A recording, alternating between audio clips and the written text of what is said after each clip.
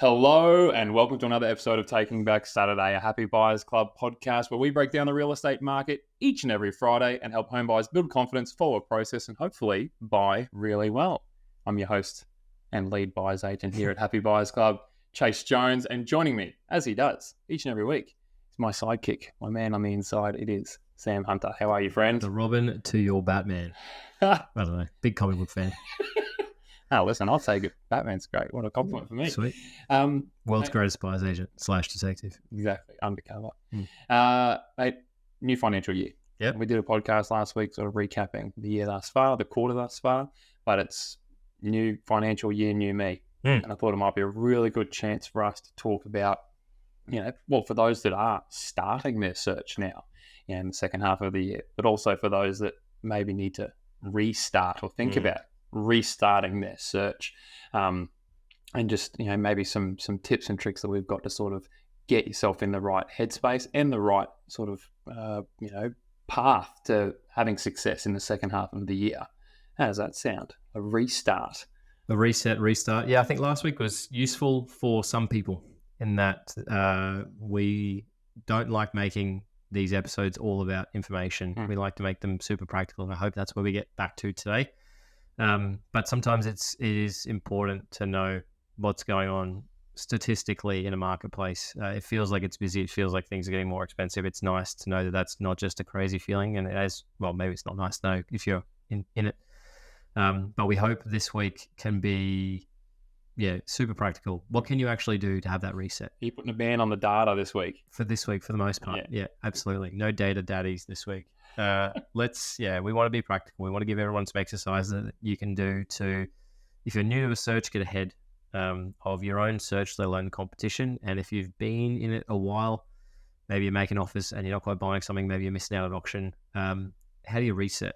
And how do you sort of get yourself back on track so that you put yourself in the best position to buy in the next 4 to 6 weeks? Yeah, if you found yourself like deep in the search, whether it be 1 month, 3 months, 6 months, good time to sort of take that step back. Are you going to persist with what you're doing, or is this a chance to pivot and maybe give that search almost like relaunching the campaign? And these are some of the things that we do with our clients before we would ever actually represent them. These are the things that we like to sit down, exercises that anyone can do. They're not rocket science stuff, but they are a really good chance to sort of put pen to paper. And almost like that law of attraction, manifesting things. The first one is must-haves. Yeah. And speaking of like manifesting, we've had clients that I've seen these like must-haves, which we'll get to what this means with the context behind it. I've seen these written out in like crayons. They've got 3 kids, and the only thing they can get their hands on is some leftover, back of the coloring book, and scratching it out in a crayon, blue crayon. And I think the real part of that is that before they had that conversation with us, they weren't written out at all. Yeah. And that probably, I know it sounds simple and potentially it is overly simplistic, but welcome to who I am. That's one of the reasons that held them back from making really rock solid decisions in the 4 months before they met us, is because they didn't have a piece of paper written in blue crayon with must-haves and must-not-haves. They were having those arguments, maybe discussions, but probably arguments, week in, week out, rather than having it once up front and all agreeing it so you knew exactly what you're looking for. Total clarity with all people that are involved in that search and that potential secure of a property. So must-haves. Now, this can be location. This can be about the property itself. It can be about what the property isn't as well. Must-not-haves. I like to think of the must-haves. You almost put them in 2 piles, and it is must-haves, and then there's nice-to-haves. Yep. And when we get to how we're going to use these must-haves, we try and keep them not too hyper-specific. You don't want to sell yourself into something where you're only looking for the one property that comes up every 6 months. But must-haves, it can be things like no main roads, must have 3 bedrooms, must have a backyard. They're just things that between the two of you, how can you see this property purchase looking like, and what must it have, and how are we going to communicate this to the right people? It stops you from wasting time looking at things that you would never buy in the first place, but everybody has that voice inside their head that's like, what if we could just do this? And you end up what-ifing your way around the market for 3 months, and then suddenly everything's $25,000 more expensive, and you're wondering if you can afford what you really want. Well, we spoke about even just 2 weeks ago on this podcast about a well-spent Saturday is 2 great open homes. 2 great open homes that actually tick these must-have boxes. And because you're absolutely right. If you start, wavering on these must-haves, particularly early in your search, you're just setting yourself up for, is this the way we're going to attack our weeks? Like, people's time is finite. I imagine that these lists are probably compiled at night. I'm assuming that some of these other things we're going to, like these tasks that we're going to tell people to sort of implement, are going to happen after you finish your day job. We're lucky that we get to do this throughout the day. But realistically, if you have a finite amount of time and your Saturdays are important to you, you want to make sure that you're actually seeing stuff that matches what you wrote out in blue crayon on the Wednesday night in front of MasterChef. For sure. And I think like one of your points you've written down here is don't just dot point it out, write it down into almost like a sentence or a paragraph. And that makes it from a list into something that you're able to clearly, simply, eloquently share, ideally with the real estate agents that have sold or are selling what you're actually looking for. The most underutilized thing, I think, in residential real estate is the realestate.com.au inquiry. Everybody puts a name and an email and pushes the tick box on like price guide or price inquiry, knowing full well that you can't get a price inquiry on an auction. But there is a comment section. Right? Yeah, there is a comment section, and you do get like good stuff from agents, not necessarily on phone calls, but certainly on text messages. So do not miss the opportunity to put your mobile number in that inquiry. The box, general comments or inquiry comments or whatever it is, this is where that paragraph goes. So it's like, hey, Chase, this is really interesting. And you can actually inquire on properties that have sold as well. And this is what we like doing, right?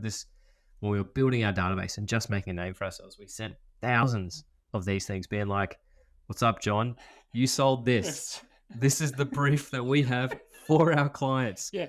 Hit us up, man, because you didn't answer your phone. Yeah. And you know what? It makes it into a CRM, and suddenly you start getting texts and emails because they automate a lot of their stuff because for whatever reason, I don't know, it is the most underutilized thing in real estate. Like, give context to your inquiry. Tell a story with your inquiry. Tell the real estate agent what you are looking for, and the good ones will help you. Exactly right. You're almost like employing an army of agent bots to go out and find you the next one. Yeah. Hi, John. I saw you sold 123 Memory Lane. I want to find the next 123 Memory Lane because I'm looking for a 3-bed, 1-bath, renovated, south side of Brisbane, no flood, no main road, and I'm working with a budget between 1.3 and 1.6. What have you got for me? And just start that conversation. You're now in their CRM. You're now, you're going to be in every single email, blast out that's going to come from every single agent that you're emailing here. But do it. It's worth it, guys. To be in the know for the time that you need it. Subscribe when you're done. 100%. It is, do not avoid what you feel is an inconvenience of giving a professional your phone number. It may make the difference in getting in ahead and restarting or resetting or getting ahead of your search here. The other point I think that we'll make on this is separate to realestate.com. If you do go to those two on the weekend and then like they tick all the must-have boxes, it doesn't mean that they're going to be the one. And hopefully you're going to go and see probably, what will we see, like between 20 and 30 no's most of the time before we see a yes? Oh, God, way to sell it. Yeah. We're seeing them, not our clients at least. So you're going to go, there'll be a couple of Saturdays where you're going to go see some lemons. You might see some stuff that's maybe a 3 out of 5 and you just weren't quite there or you weren't ready to buy or whatever it might be. There's a big difference between wanting to buy and genuinely being ready to buy. If you give agents those feedback, so for whatever reason it wasn't for you and here's why, and you give great feedback and then you text them straight after saying, hey, it's Sam, please save my number. Then you copy and paste that paragraph again that you put in your realestate.com.au inquiry. This is exactly what we're looking for. It's 3 beds, it's 2 baths, it's minimum 600 square meters. We've got 1.6 to spend. We're ready to move the next 30 days. We can be super flexible for anybody if they need it. What are you seeing next week? Yeah, and if you're going to view the right stuff, it's all going to make sense. The story will all start to marry up. It's no because of this reason, because I'm looking for this. And then all of a sudden they're like, okay, well, maybe the one I praised last week might suit these guys better because it is more of those things. I like identify those agents. If you're going to see properties on a Saturday it's fairly likely that agent is, unless they're an out of area agent or it's a bit of a curveball in what they would typically sell. Seen similar stuff. If they're selling that, it's pretty likely they've talked to the neighbours or they're talking to the neighbours or they know other properties that are similar to that one. It's very rare to see people transacting in like multiple markets, at very different price points and property types, unless they're just, going a bit maverick, a bit rogue and just taking on whatever they can get. Exactly. But identifying those guys, like identifying maybe even just the 10. Yeah. I think 10's a good number. I think it's a great number. I think it's almost manageable. If we're talking about, people that are time poor, 10 text messages and 10 REA inquiries. On a Tuesday morning at like 7:30 while you're waiting for the bus to work, or you get to work early and nobody does any work for the first hour that they're in the office every day anyway. So while you're having that cup of coffee and you're browsing realestate.com for what came online, make the most of that time.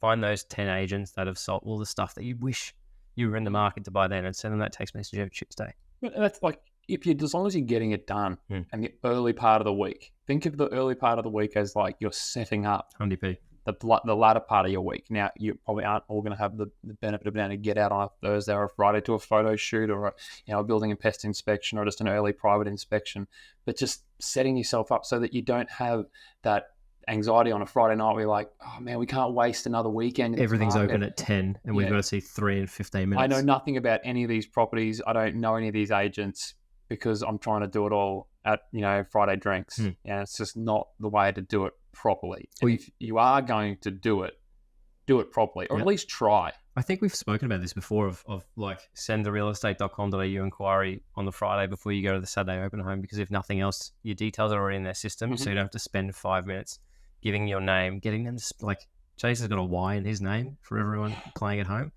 We make sure that we're in everyone's database so that no one has the opportunity to write his name down without a Y. Imagine that coupled with 50 other people behind you and the chances of them getting a digit wrong in your phone number so that you miss the call that afternoon if it is going to go to best and final bids or they're looking at selling it before the end of the weekend. It's just not worth it. Control as much as you can control, except that they're going to do their job and call you for the period that you are in the market. As you rightly said, unsubscribe, tell them you bought when you get there, but work with the good ones while you are in the market because it will speed that process and that time frame up for you. Massive power move as well, getting to the front door and like they know you. Your details are already in there. They know you because you've introduced yourself. Maybe early in your search, like 6 months later, you're like, hello, Chase. Like, I've seen you again. Oh, my guy, still searching. Yeah. Yeah, no, it's fine. Oh, but 100% like get in and just do these small tasks. Like they're all just small tasks. It's not meant to be a full-time job. It can easily be a full-time job if you want it to be. Hello. It is. But yeah, your goal at the end of this is to delete the app. That's it, right? Like, man, we had a client go on conditional on Friday and he was just like, I'm going to wait till we get our trust account receipt before I delete realestate.com.au. And we were both like, that should be our slogan. Delete the app. Yeah. Amazing. When you are identifying agents and when you are, even if it's via text or if you are making the time to call them, it is worthwhile asking if they're the best person to speak to about buying as well. Some teams are broken up into, they've got an admin, like an assistant, they've got a co-agent, and one of them might be looking after vendors, one might be looking after buyers, and you don't want to be the person that's hammering the wrong person.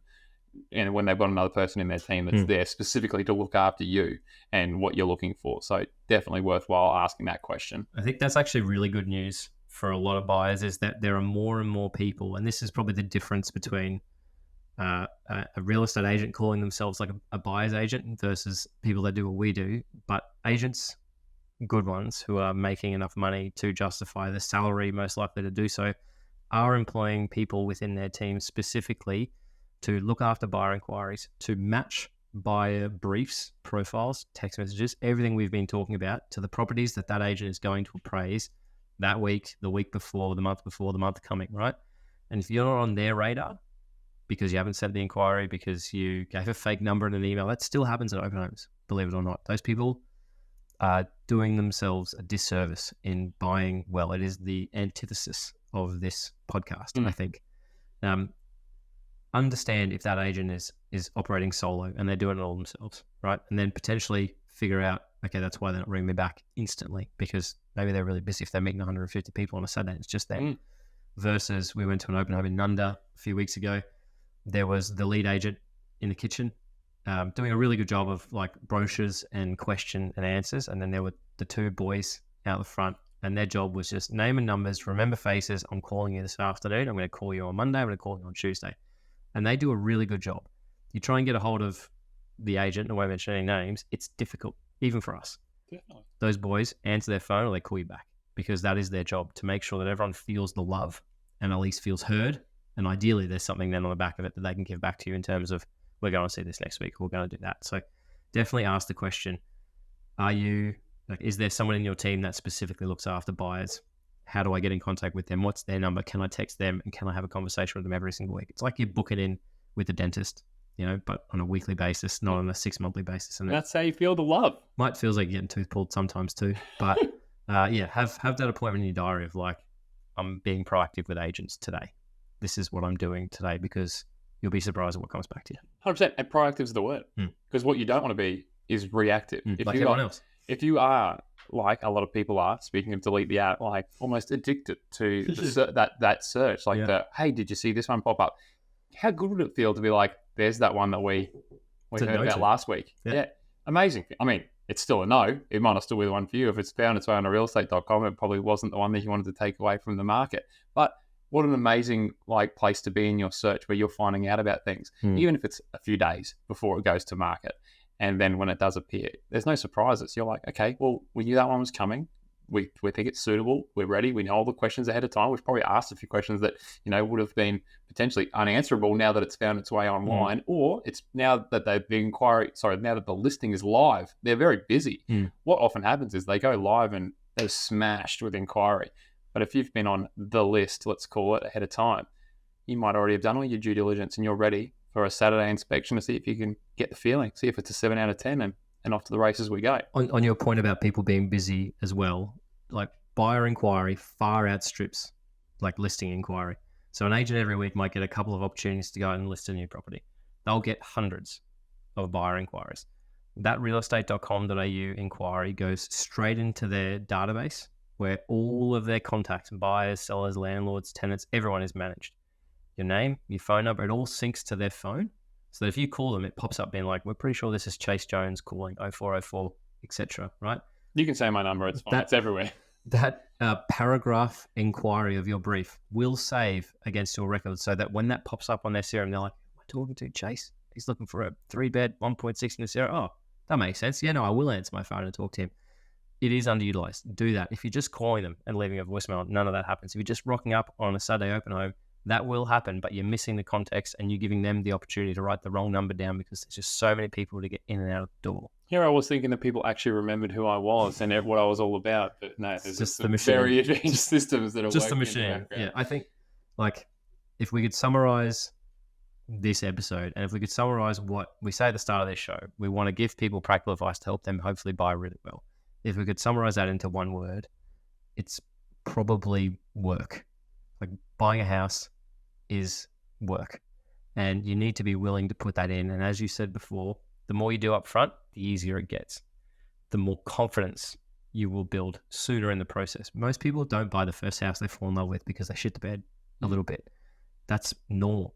Doing this legwork up front, having those 10 agents saved in your favorites for 2.5 to 3 months while you are looking, it's not going to kill you. It will make a difference into getting in and out of the market in that time. Having those conversations with them, listening to the feedback that they can offer you, giving them as much as you need to give them. Maybe don't tell them exactly what you can spend and all that sort of stuff, but giving them as much as you need to give them for them to be able to help you, not just want to help you, will make a material difference.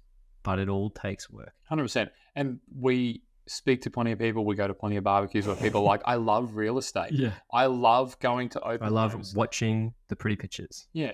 But it will get pretty real pretty quickly. For sure. And it is a different market maybe to what it was, when we first bought property, when maybe you could take the time to fart ass around for a little bit and the right one would, still be there. Now it happens so quickly that it doesn't matter how much you love real estate and how much you love going and inspecting properties, you need to be positioned to actually buy. And part of those is just having a crayon and a piece of paper and a conversation with your buying partner about what are we actually doing and how can we still enjoy this. If you do enjoy it, then this is the best way to continue to do so. Because if you're doing it for 6 months straight, I promise you, you're not going to be saying that at the barbecue anymore. That's it. Let's do it. That's it. He's Sam. I'm Chase. Give us on.